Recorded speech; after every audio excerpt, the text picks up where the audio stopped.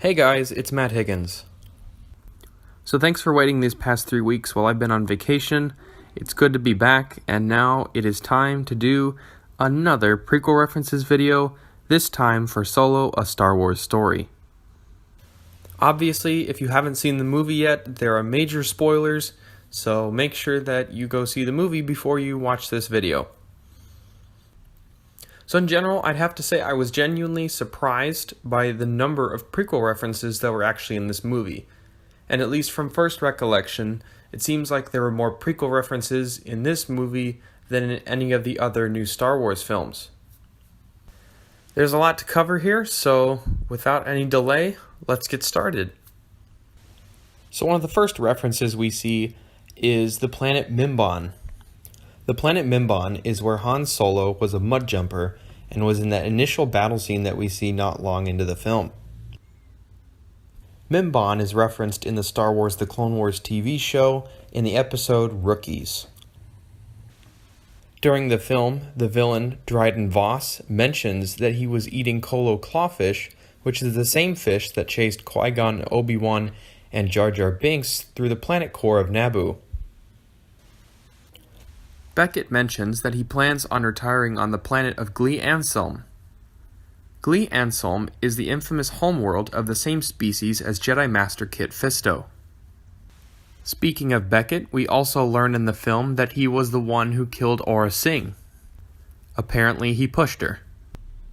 I absolutely cannot wait to find out how this happened. The planet of Kashyyyk from Revenge of the Sith, or the Wookiee homeworld as we know it, was mentioned a couple times during the film, mostly during the revolt on Kessel. Speaking of Kessel, we are introduced to a character Quay Tulsite, a Pike on Kessel.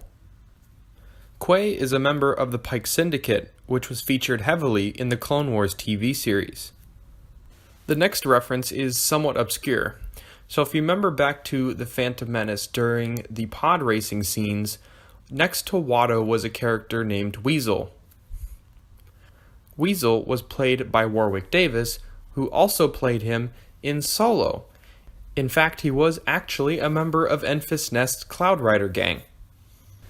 The planet Felucia from Revenge of the Sith, where Aayla Secura is gunned down during Order 66, gets a mention by Lando Calrissian, as he says that he had business with Dryden Voss there.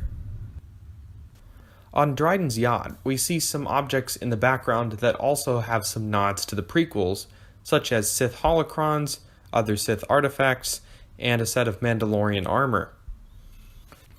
Qi'ra mentions something similar to the Trade Federation while meeting Quay Tulsite on Kessel.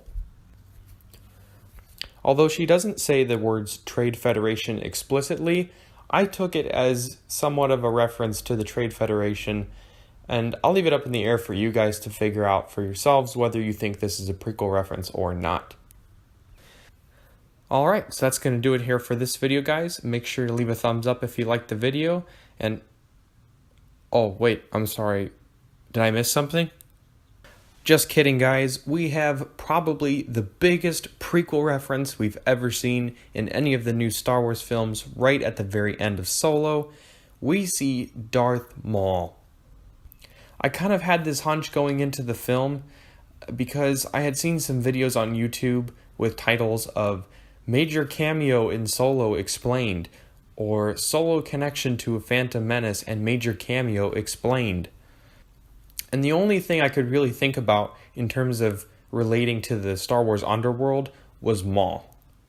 This was a huge step forward, and I'm going to talk a little bit more about the merits of this cameo after we just talk about the cameo itself. So yes, obviously we see Maul. Maul is Dryden Voss's boss.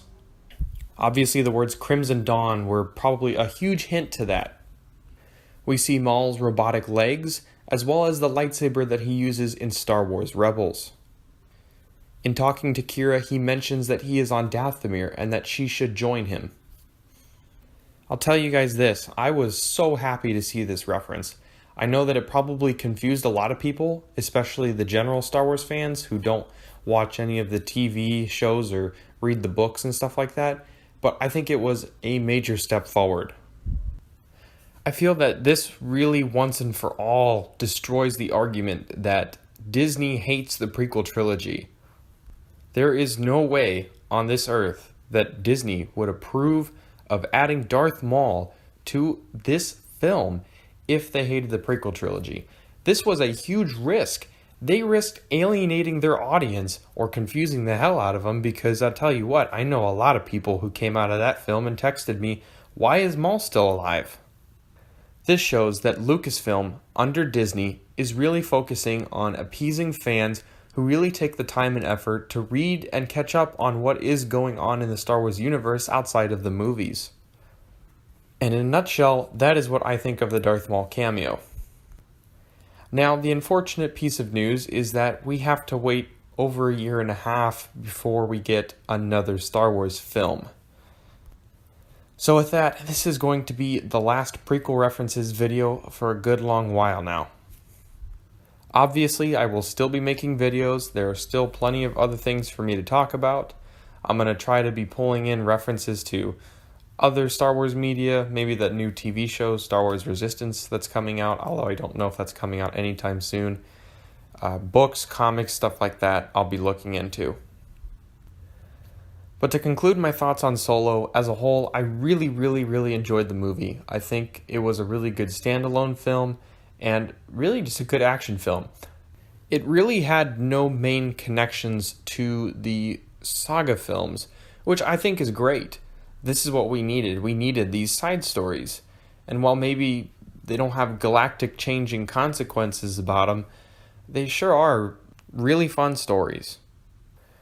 So I hope that you guys got as much enjoyment out of Solo as I did. If you didn't like it, that's okay too. I know some people didn't like the film.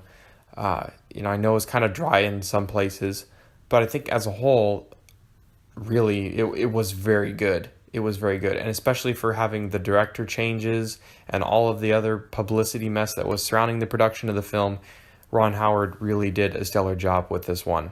I'll definitely be picking it up for my collection, another fine edition, when this comes out on Blu-ray. Alright guys, thank you for your patience these last 3 weeks. I really do appreciate it. Have a great weekend, and may the Force be with you.